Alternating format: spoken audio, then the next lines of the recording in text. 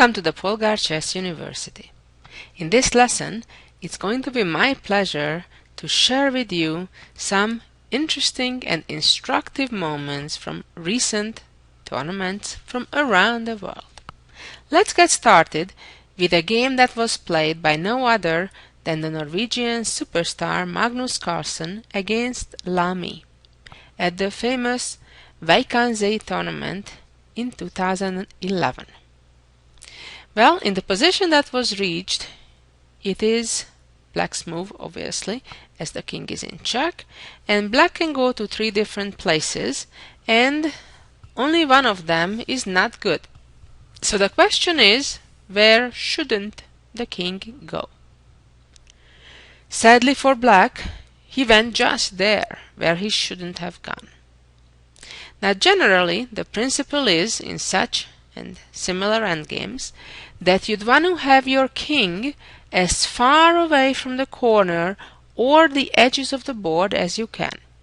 So black was following that rule of thumb, but in this case it had a specific concrete and tactical flow.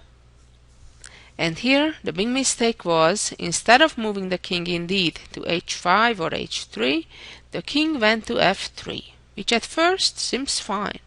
However, at a closer look, I bet you'll figure it out that this is an immediately losing move.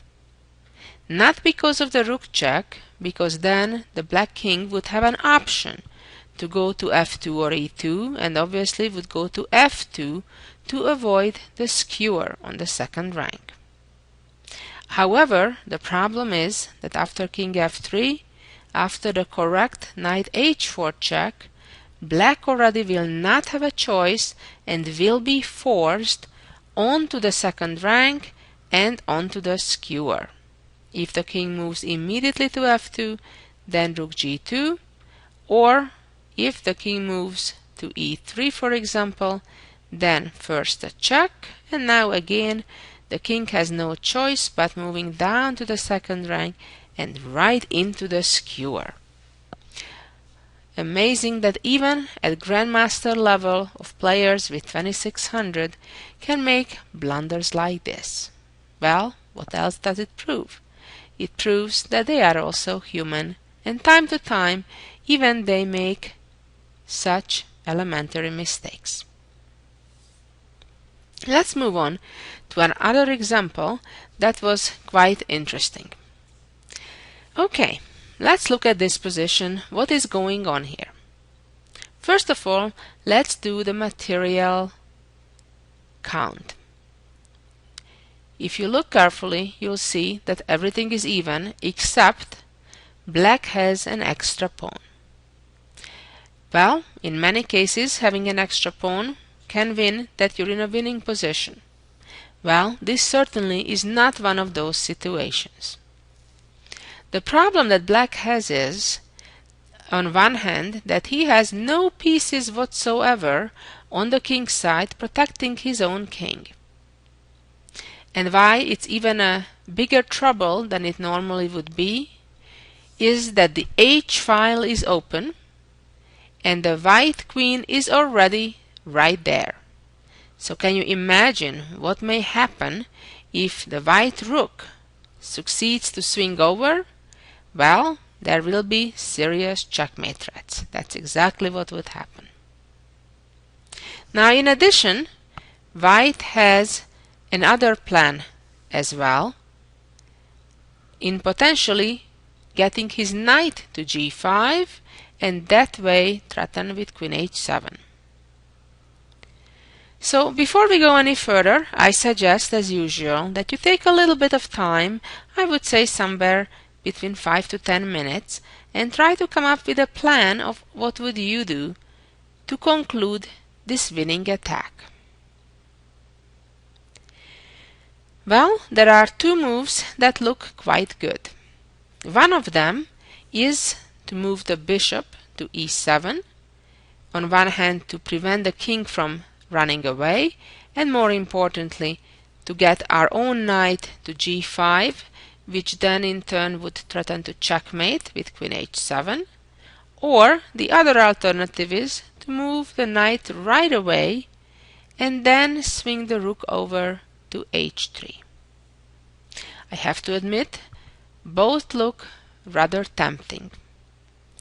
Apparently, the correct one was the second one, namely knight d2, and getting the rook to h3 immediately. This will give white a winning attack. However, let's see what's wrong with the attractive-looking bishop e7. Indeed, the threat is knight g5, and it seems that there's not much that black can do about it. Quite amazingly, black has an unexpected resource. This is another moment where I suggest you stop for a moment and try to figure out on your own what that amazing resource may be. And that move is black playing knight d3. Wow, what a move! On one hand, it hangs the queen. Right now, white could capture black's queen. And on the other hand, how does it even stop white's plan of playing knight g5? Well, let's get to these answers one by one. If white now immediately plays knight to g5, threatening checkmate on h7, black can play knight f4 check. And now the white king is in trouble. If it moves down to g1, rook c1 checkmates right away. Or if the king moves up, for example to f3, then queen captures rook with check. King has no choice but capture the knight. And now it still seems almost winning for white. The problem is the bishop checkmates first. And of course, timing is everything. First come, first serve. First come, first checkmate. So anyway, let's go back to the beginning where we said the game continued with the bishop e7 move. That was a mistake. And black found the impressive knight d3 move, allowing white to capture the queen. Before we look at that, which by the way is what happened in the game, let's also see what would happen if instead of rook takes the knight and not the queen. Now indeed, if queen recaptures knight g5 and black is helpless, checkmate arrives. However, what should black do here to save the game and in fact maintain the advantage? A very nice intermediate move by playing g5, inviting the knight to take, but with a big difference in that now if queen takes rook, the queen protects that crucial h7 square. Very fine little move, g5. Okay, so let's go back and see what actually happened in the game after rook captured the queen on b5. Black checks with knight f4, and now white doesn't have anything better than to settle for a draw. That's what happened in the game. King g3, knight e2, king g2, knight f4.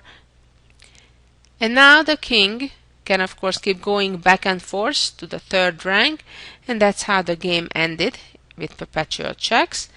But going down with the king to h1 wouldn't be very good either, because then check, forcing the knight interposing on g1, and then knight e2, threatening not only grabbing the knight but checkmating white right away. King g2, check, king f3. Of course the king cannot go to h3 because then black would give a beautiful checkmate right away. So king f3 therefore, and now knight d4 check, king e3, and knight b5. So what do we see now? Black has a rook, a knight, and 2 pawns for the queen. Purely materially speaking, that's more than enough, and I certainly wouldn't be much worried here as black if I was playing. Pretty amazing defensive resources. And also a message that it doesn't matter how nice your position looks, always be cautious and be on the lookout not only for your own good moves, but also for your opponent's resources. And now let's see one more example. Actually, we're gonna see a full game right from the starting position. This game was played by no other than Kasparov, although not to be mixed up with Garry Kasparov, the former world champion, but is just another namesake from Russia. And his opponent was the German master Schulze. Well, let's see how strangely actually this game started. e4 and knight c6, the names of which, knight f3, and believe it or not, black played f5. When I first saw this, I could hardly believe it, and of course it cannot be a good move, but that's what black played. White captured, and came d5, immediately threatening to win the pawn back. And white played a pretty logical d4 move. Black responded with bishop to f5, and white played bishop b5. Looking at a position at an opening like this, it's quite clear that white must be at least slightly better, in view that the black pawn is backward pawn and will be a target of attack. Even though in this game black created some very interesting tactics, and that's what I'd like to share with you. Black responded with e6, and white was trying to kill black right away by playing knight e5, knight e7, and here white played queen h5. Maybe this is a little overambitious without fully developing, starting to attack immediately. g6, queen e2, and bishop g7. Interestingly, in this position, after bishop takes, knight takes, pawn takes, white has tried in a game to play g4, trying to trap the black bishop, but black sacrifices actually that bishop, and then after bishop d4 gets a pretty decent attack, because the black rook is about to come into f2, as well as the black queen appearing on h4 with a check. So here black actually has a pretty good initiative and sufficient compensation for a sacrificed piece. So let's go back to the game where white instead continued with bishop g5, pinning the second knight as well, and black castled. And this is the interesting moment where white played bishop c6, which shockingly is already a mistake. Although we can see that black is clearly better developed than white, because the white knight is still sleeping on b1, and neither is the white king castled. And now comes the shocking move. Of course, after pawn takes, the knight could take using the pin, but black plays knight takes c6. Very amazing. Just like in the previous example, black sacrifices the queen. Bishop captured on d8 and knight d4. So what does black have so far? So far, black only has a single pawn. However, there are a number of white pieces hanging, starting with the queen, continuing with the bishop on d8, the knight on e5, and the fork knight c2. Pretty amazing. The queen had to move. Of course, it couldn't go to e3 because the knight c2 would fork right away. So queen d2, knight c2 check, so black got a second pawn, slowly but surely. King e2, and bishop took on e5. Amazingly, now black has already a bishop and 2 pawns, getting there. And still, white has a good number of hanging pieces, the bishop on d8, the rook in the corner, and also the pawn on b2. Pretty impressive. So now white made a mistake. The best option was to play bishop e7 to at least temporarily gain a tempo attacking black's rook. Although, even in that case, black will be just fine after rook f7. White made a mistake by giving up on the bishop right away and developing with knight c3. Now black captured on d8. So let's evaluate the situation right now. Black has 2 bishops and 2 pawns for the queen. That in itself is already practically sufficient material compensation for the queen. In addition, the white rook is still hanging in the corner. The white king is in the middle of the board and is likely to be attacked by black's minor pieces. And, not less importantly, the black d-pawn will be a powerhouse by advancing real quick and with gaining time with tempos. So the game continued now with rook to c1 and immediately d4. Time is the essence, because if white would get the time to recuperate, get the rook out of the corner on h1 and then hide the king in a safety zone f1 or g1, white could be doing okay. The problem is white will never get to do that in this game. Black keeps keeping white busy by attacking one piece after another. The knight returned to d1, and now came bishop e4.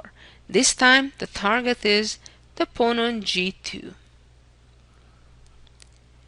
White continued with queen g5, on one hand protecting on g2, on the other hand attacking the bishop on e5, but as planned, black advances the pawn with yet another check. And the white king is in trouble. If it goes to d2, then black forks right away with bishop f4, winning the queen. So the king moved to f1, and that pawn just keeps moving forward and each time attacking a white piece. This time it's the rook's turn. d2 and rook b1, of course moving with the rook onto the x-ray of the black bishop and black knight is not a good thing, quite dangerous, but in the meantime black is busy with the bishop on e5, which has been attacked, so that bishop moved to f4, attacking white's queen. The queen moved to g4, or in fact white resigned already at this stage, but if queen g4, the plan is check, and now knight d4, attacking the rook on one hand, and after rook a1, knight e2 check, king f1, forcing the white king onto a discovered check with knight c1, king g1, and finally bishop e2, and then the knight will be lost from d1, and after that the d-pawn will promote soon after. Quite an amazing game. Not to say that I would recommend this opening for black, but from the 10th move on, the game is indeed quite impressive. And finally, let's see the jewel of the week. Let's go to this position. First of all, I suggest you take a little bit of time and try to figure out what is the solution here for white. How not to lose this game. Then come back and listen to the answer. Well, amazingly, in this position, white not only that doesn't lose, but even can win. But wait a minute, what is the problem? Well, the problem lies in the fact that if white immediately advances the pawn, here comes the fork and bye-bye pawn. So therefore, white needs to do something about stopping that. Well, that's not that difficult. We just move the king to f2. True. But now comes bishop b2, and again the same problem. If the pawn advances, the bishop check comes and the pawn falls. So therefore, the next move is quite easy too, king e3. But black continues. Bishop a3, again the same pattern. If pawn advances, bishop forks. Well, but white does the same as well. And now, of course, you constantly need to look out not only for the correct white move, but also for the best resources of defense for the opponent, for black in this case. And now comes d6. And this is the key, difficult moment to recognize how to proceed and how to win with white. If we push the a pawn, again, bishop c5. If we trade the pawns on d6, king captures back, and again black will be ready with the bishop c5 check. Amazingly, white can still win here by playing king d5, getting ready for that bishop c5 move. And now the difference is that after pawn takes, black can no longer capture back with the king, and of course capturing back with the bishop means that the pawn is ready to advance. And last but not least, if the king moves out of the check, then simply king captures bishop, and the white pawns are far more advanced than their counterpart on the g file. And while the black king can try to catch white's pawn with king c8, the problem is that white has too many pawns. So just pushes one and then the other, and then it's clear that white's pawns are spread out too distant from one another, and therefore the black king cannot catch them both at the same time. A beautiful endgame composed by Bunka. What did we learn in this lesson? First, we saw an example that even on the highest levels Grandmaster makes mistakes, and it's always important to be double checking and not just blindly follow the general principles. Like in that first example we saw, moving the king towards the middle of the board in that endgame was a mistake, even though that was the rule of thumb idea. Then we saw two beautiful examples where we saw amazing resources that black came up with, in both cases involving queen sacrifices. And then of course we saw the jewel of the week, in which the theme was the passed pawn, can it be caught or not? Thank you for listening, and I'll be back next week with some more chess ideas. Bye bye.